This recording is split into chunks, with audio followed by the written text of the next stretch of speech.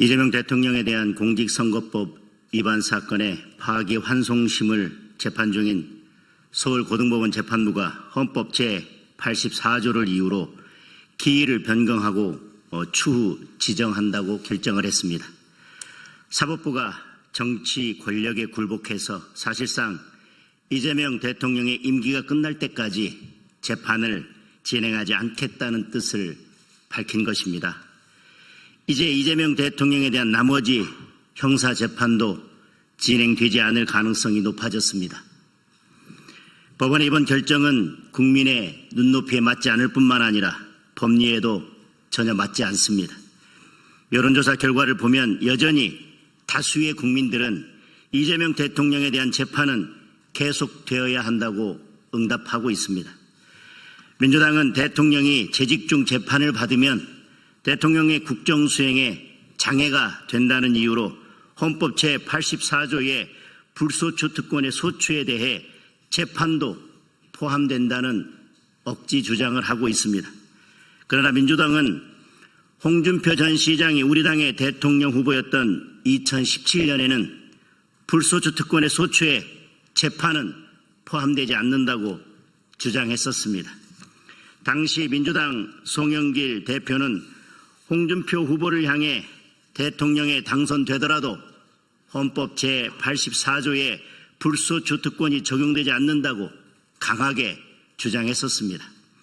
또한 당시 헌법학자 10명을 상대로 설문조사를 실시한 결과 헌법학자 10명 중 7명은 대통령 신분이 이미 진행 중인 재판에는 영향을 미치지 않는다고 해석했습니다.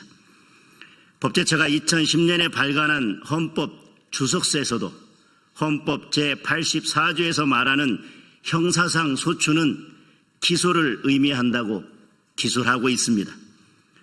멀리 갈 것도 없이 민주당은 지난 윤석열 정부에서 대통령을 수사 대상에 포함시킨 특검 법안을 비상계엄 이전에만 19차례나 발의했습니다.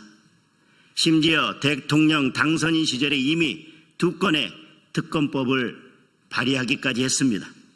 논리는 헌법 제84조에 규정된 불소추 특권의 소추는 기소만 의미할 뿐 수사는 포함되지 않는다는 것이었습니다.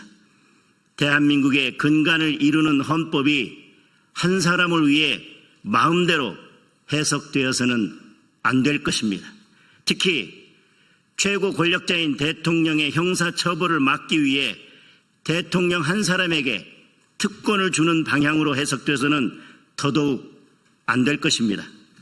따라서 법원이 헌법을 자의적으로 해석해서 이재명 대통령에 대한 재판을 임기 후로 미루겠다고 나선 것은 매우 유감스럽고 결코 용납될 수 없는 일입니다.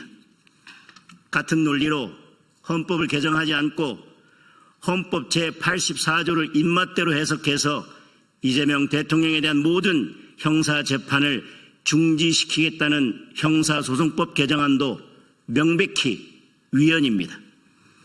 사법부의 이번 결정은 독립이라는 심장을 꺼내어 권력에 넘겨주고 스스로 죽음을 선택한 것이나 다름없습니다. 사법부의 사망은 곧 민주주의의 사망입니다. 사법부의 이러한 현실에 대하여 오랜 기간 법원에 몸 담았던 저희들로서는 큰 우려를 표하지 않을 수 없습니다. 이제라도 법원은 이재명 대통령에 대한 공직선거법 위반 사건의 재판을 다시 진행해야 합니다. 그리고 나머지 형사재판도 중단 없이 진행되어야 합니다. 국민이 이재명 대통령을 선택한 것은 당당하게 재판을 받고 본인이 강조해온 것처럼 국민 앞에 떳떳하게 무죄를 증명하라는 명령인 것입니다.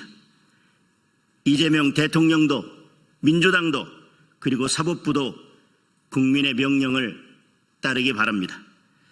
2025년 6월 10일 국민의힘 법관 출신 의원 주호영, 김기현, 나경원, 조배숙, 장동혁 이상입니다.